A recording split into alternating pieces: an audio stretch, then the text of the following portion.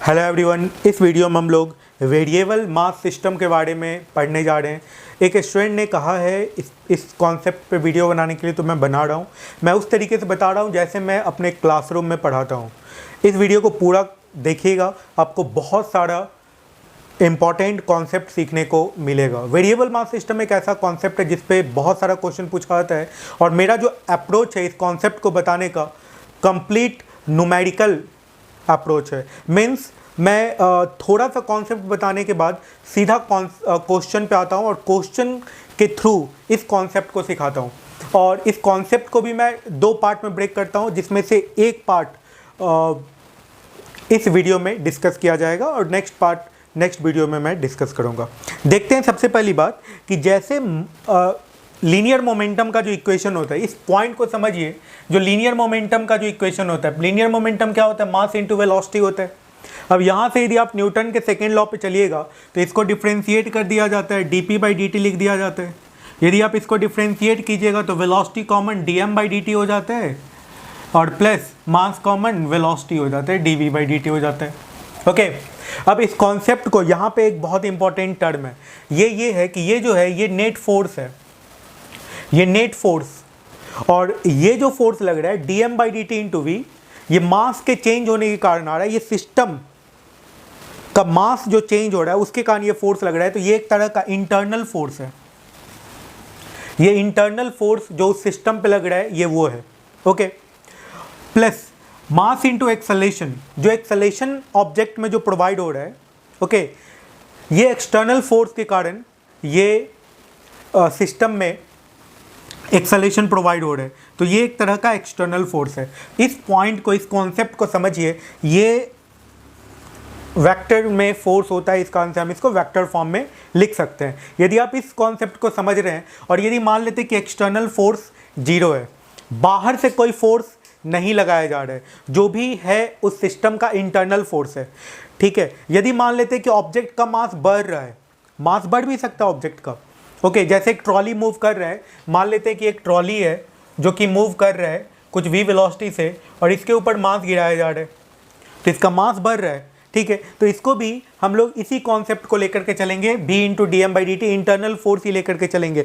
जो मास ऐड हो रहा है ये भी इसका इंटरनल मास में ऐड हो जा रहा है ना, इस कारण से इसको भी हम लोग इंटरनल फोर्स के कॉन्सेप्ट की तरह ही लेकर के चलेंगे। ठीक है, और जैसे मान लेते हैं कि अब जैसे इस तरह का जो कॉन्सेप्ट है, इस केस में मास क्या हो रहा है? इंक्रीज हो रहा है।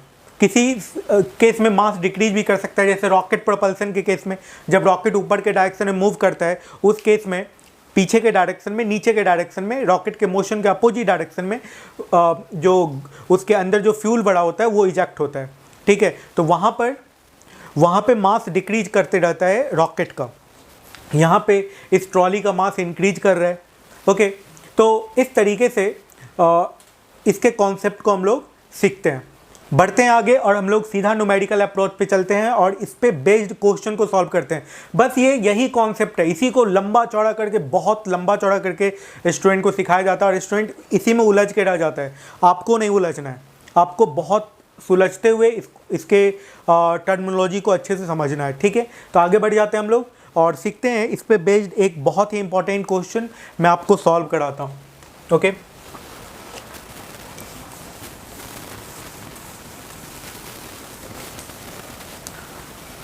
सबसे फर्स्ट एग्जांपल लेते हैं, जैसे ट्रॉली वाला या भी इसी को हम लोग फर्स्ट एग्जांपल लेकर के चलते हैं। जैसे मान लीजिए ये एक ट्रॉली है। ओके, एक केस में इस ट्रॉली में मास को फिल किया जा रहा है। मास जो फिल हो रहा है ये dm/dt रेट से मास फिल होता जा रहा है। तो इस ऑब्जेक्ट को कांस्टेंट वेलोसिटी से मूव कराने के लिए, इस ट्रॉली को कांस्टेंट वेलोसिटी से मूव कराने के लिए एक फोर्स की ज़रूरत पड़ेगी। एक फोर्स की ज़रूरत पड़ेगी इस ट्रॉली को एक कांस्टेंट वेलोसिटी के साथ मूव कराने के लिए। ओके, जैसे अभी हम लोगों ने जो देखा था कि फोर्स, नेट फोर्स जो लग रहा था, नेट फोर्स जो लग रहा था वो क्या था? dm/dt into v plus m into dv/dt, m into dv/dt, यही था ना। तो इसमें क्या कर रहा है कि velocity, constant velocity means v क्या हो जाएगा? कांस्टेंट हो जाएगा। तो यदि कांस्टेंट हो जाएगा, v का वैल्यू यदि कांस्टेंट हो जाएगा तो dB बाई dt 0 हो जाएगा, और ये जो F है यही नेट फोर्स हो जाएगा ना। तो ये F, that force which required to move this trolley with constant velocity, that required force will be equals to dm by dt into v। यदि मान लीजिए dm by dt का वैल्यू दिया हुआ हो और वो वेलोसिटी आपको पता हो जिससे इसको मूव कराना है, तो आप यहाँ से आसानी से निकाल सकते हैं। ये फर्स्ट कॉन्सेप्ट था, बहुत इंपॉर्टेंट। इससे एक रिलेटेड एक और मैं पॉइंट आपको बताने जा रहा हूँ। जैसे मान लीजिए यही ट्रॉली था और इस केस में मास जो है इसका डिक्रीज कर रहा है, मास इसका डिक्रीज कर रहा है। देखिए इस केस में क्या है, जो मास ऐड होता जा रहा है, जैसे डीएम मास जो ऐड हो गया वो भी, उसको भी वी वेलोसिटी मिल चुका है जो कि इस ट्रॉली का वेलोसिटी है। लेकिन इस केस में यदि मास इससे इजेक्ट हो रहा है, इससे जो रिलीज हो रहा है, वो वी वेलोसिटी जो इसका था उसी वेलोसिटी से इजेक्ट हो रहा है। ओके, इसमें वेलोसिटी ऑलरेडी है, वी वेलोसिटी। ये छूटते हुए मास को वेलोसिटी प्रोवाइड नहीं कर रहा है। इस केस में ऐड होने वाले मास को ये ट्रॉली वेलोसिटी प्रोवाइड कर रहा है, इसमें ये वेलोसिटी प्रोवाइड नहीं कर रहा है। इस कारण से there is no force required to travel this trolley with constant velocity. इस केस में नेट फोर्स का वैल्यू 0 हो जाएगा। ये कांस्टेंट वेलोसिटी से मूव कर रहा था, मूव करता रहेगा। मीन्स यदि इस ट्रॉली में लीकेज हो तो इससे मास इजेक्ट होगा और ये कांस्टेंट वेलोसिटी के साथ मूव करता रहेगा। सुपर 30 जो एक मूवी आई थी उसमें ऋतिक रोशन ये क्वेश्चन पूछते हैं कि मीन्स बहुत सारा ट्रेन है और जिसमें 30 बॉगी है, उतना हमको ध्यान में नहीं है, लेकिन इस तरह का था कुछ कि एक एक बॉगी, ट्रेन का एक एक बॉगी छूटता जा रहा है। ठीक है, तो अंतिम में जो इंजन बचेगा उसका वेलोसिटी क्या होगा, उसका वेलोसिटी पे उस छूटते हुए जो ट्रॉली छूटता जा रहा है ना उस ट्रेन का, उस पर कोई फ़र्क नहीं पड़ेगा, उसका भी वी ही वेलोसिटी रहेगा बाद में सारे ट्रॉली को छूटने के बाद। वो इसी कॉन्सेप्ट पे बेस्ड वो क्वेश्चन उस मूवी में पूछा गया था, ये आप समझ सकते हैं। ठीक है, ये बहुत इंपॉर्टेंट कॉन्सेप्ट था। आगे बढ़ते हैं, नेक्स्ट कॉन्सेप्ट पे हम लोग चलते हैं और सीखते हैं।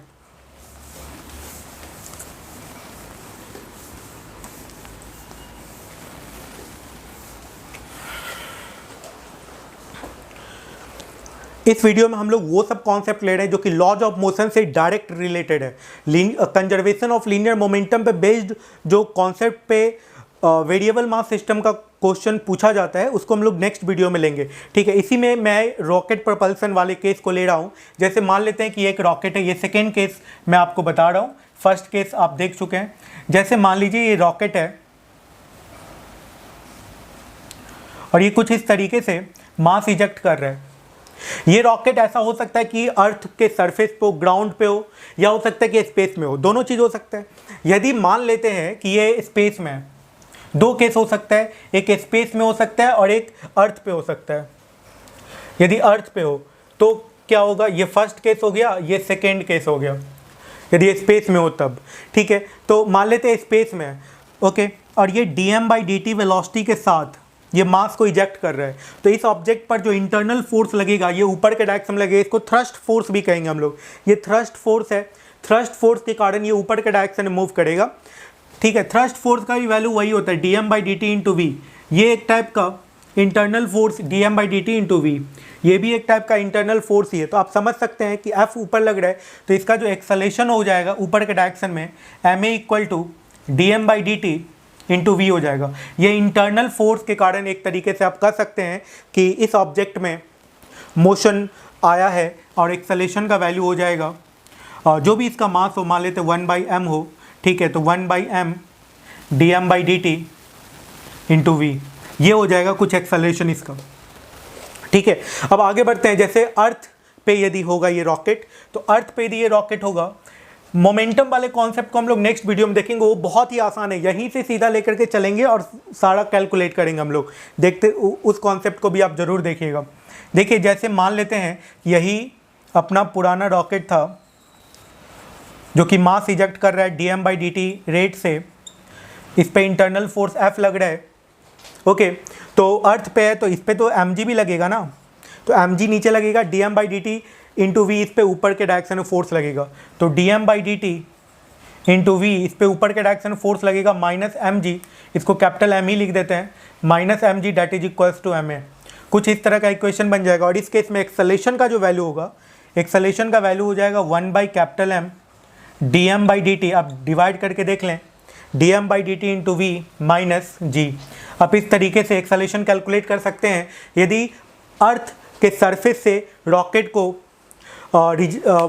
रिलीज किया जाए तो कुछ ऐसा होगा। चलिए फिर थर्ड कॉन्सेप्ट पे हम लोग चलते हैं। ये सेकेंड कॉन्सेप्ट था हम लोगों का, प्रॉब्लम के बेसिस पे मैंने आपको इस कॉन्सेप्ट को सिखाया है। थर्ड कॉन्सेप्ट पे चलते हैं, बहुत ही इंपॉर्टेंट ये कॉन्सेप्ट को मैं अभी बताता जा रहा हूँ आपको। बहुत सारे इंपॉर्टेंट कॉन्सेप्ट है, समय के अभाव के कारण मैं बहुत सारा कॉन्सेप्ट वीडियो यूट्यूब पे अपलोड नहीं कर पाता हूँ, लेकिन आने वाले टाइम में मैं अपलोड करूँगा ज़रूर।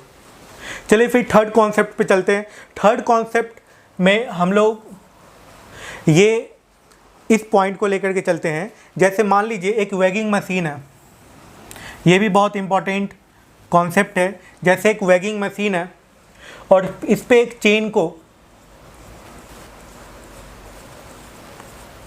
चेन को रख के रिलीज कर दिया गया। ओके, ये जो चेन गिरेगा ये एक्सेलेरेशन g से गिरेगा। जैसे जैसे चेन इस पे गिरता जाएगा ये वैगिंग मशीन इसका रीडिंग करेगा, इसका मास m मान लेते हैं, ठीक है। तो जब इसका x लेंथ नीचे गिर जाएगा उस समय देखते हैं कि ये कितना फोर्स लगाएगा। ओके, तो यहाँ पे इस पॉइंट को समझिए कि x लेंथ जब गिर जाएगा, इसका लेंथ l मान लेते हैं, इस चेन का लेंथ कितना l और इसका मास m है, और x लेंथ जब इस चेन का इस वैगिंग मशीन पे गिर जाएगा तो कुछ इस तरह का ऐसा कुछ बन जाएगा, है ना। ओके, तो ये x लेंथ गिर चुका है, तो ये जो मास इस पे पुट हो चुका है, जो रखा चुका है इस वैगिंग मशीन पे, उसका जो वेट होगा वो कितने के बराबर हो जाएगा, m/l इंटू एक्स, ये उसका मास हो गया, इंटू ग्रेविटी, ये वेट, इसको हम लोग W1 लिख दें, ये W1 वेट, ये जो ऑलरेडी पुट हो चुका है उस मास के कारण ये वेट होगा, और जो ऐड हो रहा है उसके कारण V वेट होगा। तो उसके कारण जो वेट होगा वो वेट का वैल्यू, उस फोर्स का वैल्यू कितने के बराबर होगा, dm/dt इंटू वी के बराबर होगा ना, dm/dt इंटू वी के बराबर होगा। अब एक और पॉइंट समझिए, कॉन्सेप्ट को समझिए कि x लेंथ का जो मास है, x लेंथ का जो मास है उसको हम लोग क्या लिख रहे हैं, m/l इंटू एक्स। तो dx लेंथ का जो मास होगा उसको क्या लिखेंगे, m/l इंटू dx लिखेंगे ना ऐसा। तो इसका रेट dm/dt यदि आप कैलकुलेट कीजिएगा तो ये क्या हो जाएगा, m/l dx/dt, जिसको कि आप v लिख सकते हैं, और v वो वेलोसिटी से ये टकरा रहा है, ठीक है ना। तो W2 का जो वैल्यू है, यदि W2 ये जो फोर्स है ना यही W2 है, इसे यदि W2 का वैल्यू यदि लिखेंगे हम लोग तो क्या लिखेंगे, m/l into v square, m/l into v square. तो यदि कोई ऑब्जेक्ट x लेंथ नीचे गिरेगा तो इसका वेलोसिटी क्या हो जाता है, √2gh, h के जगह पे x हो जाएगा, 2gx, ठीक है। तो W2 का वैल्यू कितने के बराबर आ गया, 2mg के बराबर हो गया। पुट करके देख लीजिए आप, हो जाएगा ना। तो 2mg मतलब मास, ये m/l इंटू एक्स हो जाएगा, ठीक है। तो इसको हम लोग कैसे लिख देंगे, 2m/l इंटू एक्स के बराबर। अब पुट करके इसको इसमें g भी मल्टीप्लाई कर देते हैं, पुट करके देख लीजिए ये हो जाएगा। मीन्स W नेट वेट जो इसका यहाँ पे मेजरमेंट होगा, जो वैगिंग मशीन का जो रीडिंग होगा वो आप कितने के बराबर लिखिएगा, W1 प्लस W2 के बराबर लिखिएगा, ऐसा होगा या नहीं होगा। रीडिंग ऑफ वैगिंग मशीन जो होगा वो W1 प्लस W2 के बराबर होगा, ठीक है ना, ये पॉइंट। तो reading of weighing machine that is equals to W1 plus W2, तो ये हो जाएगा 3m/l इंटू एक्स इंटू जी, कुछ ऐसा हो जाएगा, ठीक है। मीन्स जितना वेट इस पे पुटेड है उसका ट्रिपल ये मेजर करने लगेगा, ठीक है। तो लास्ट चेन का जो लास्ट पार्ट होगा वो टकराने से पहले वैगिंग मशीन का रीडिंग क्या होगा। जैसे इसमें क्वेश्चन पूछ दिया जाए, find the reading of weighing machine just before last part of chain collide to the surface of weighing machine। ठीक है ना। तो ये पूछ दिया जाए तो क्या होगा, तो x का वैल्यू L ले लेना है, कैलकुलेट कर लेना है। तो x का वैल्यू L लेकर के चलिए, तो रीडिंग क्या हो जाएगा, रीडिंग का वैल्यू हो जाएगा x का वैल्यू L 3 mg। मतलब ये चेन था कितने मास का m, इसका वेट था कितना mg, लेकिन रीडिंग क्या हो जाएगा 3 mg, ट्रिपल 3 गुना ज़्यादा हो जाएगा। ये बहुत इंपॉर्टेंट कॉन्सेप्ट है, समझिए इस पॉइंट को। चलिए फिर आगे बढ़ते हैं, नेक्स्ट कॉन्सेप्ट पे चलते हैं। ये थर्ड कॉन्सेप्ट था वेरिएबल मास सिस्टम पे बेस्ड। थर्ड कॉन्सेप्ट पे हम लोग चलते हैं। ये फोर्थ कॉन्सेप्ट, अब फोर्थ कॉन्सेप्ट पे चलते हैं। ये थर्ड कॉन्सेप्ट था ना, अब फोर्थ कॉन्सेप्ट पे हम लोग चलते हैं। देखिए फोर्थ कॉन्सेप्ट में क्या है, जैसे मान लेते हैं कि एक गार्डनर है, ये अपने हाथ में एक पाइप रखे हुए है और पानी पटा रहे है। यहाँ पे बहुत सारा पेड़ पौधा सब है, ठीक है। तो ये जो मास है, ये मास इजेक्ट हो रहा है इसके पाइप से, ओके। तो ये भी एक फोर्स पीछे के डायरेक्शन में फोर्स ये एक्सपीरियंस कर रहा होगा। इस फोर्स का भी वैल्यू कितने के बराबर होगा, dm/dt इंटू v के बराबर होगा। v क्या होगा, वेलोसिटी ऑफ इजेक्टेड मास, ठीक है ना। तो वेलोसिटी यहाँ पे वाटर इजेक्ट हो रहा है ना, वाटर इजेक्ट। तो मान लेते हैं कि जैसे इस वाटर का जो डेंसिटी है रो होगा, वाटर का डेंसिटी क्या होगा, रो। और ये जो रिलीज हो रहा है, वाटर जो रिलीज हो रहा है वो v वेलोसिटी से रिलीज हो रहा है, ठीक है। तो dx लेंथ में कितना वाटर होगा, यदि dm कैलकुलेट करें तो dx लेंथ, पाइप के dx लेंथ में कितना वाटर होगा जो कि निकलेगा, इजेक्ट होगा। तो dm का वैल्यू हो जाएगा m, मास की जगह पे क्या लिखेंगे, डेंसिटी इनटू वॉल्यूम। वॉल्यूम की जगह पे dx लेंथ के लिए area of cross section of pipe. मान लेते हैं ये जो पाइप है ना, इसका area of cross section a है और इसका dx लेंथ हम लोगों को कंसीडर करना है, ठीक है। तो एरिया इंटू dx, ये इसका वॉल्यूम हो गया। तो dm का वैल्यू यही हो जाएगा, ठीक है। तो dm/dt यदि आप कैलकुलेट कीजिएगा यहाँ से, तो density into area into dx/dt, तो dm/dt निकल चुका है। dm/dt का वैल्यू हो जाएगा यहाँ से रो ए वी। वी क्या है, velocity of flow of fluid, ठीक है। जो वाटर निकल रहा है ना उसका वेलोसिटी है यहाँ पे वी।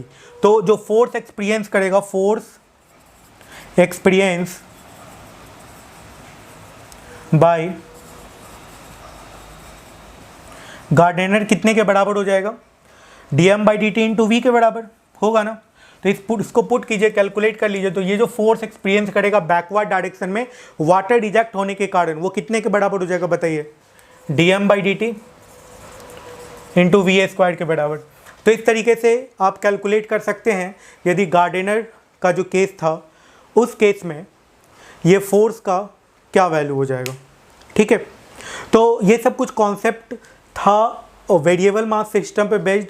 कुछ और भी हम लोग कॉन्सेप्ट नेक्स्ट वीडियो में सीख लेंगे। Thank you.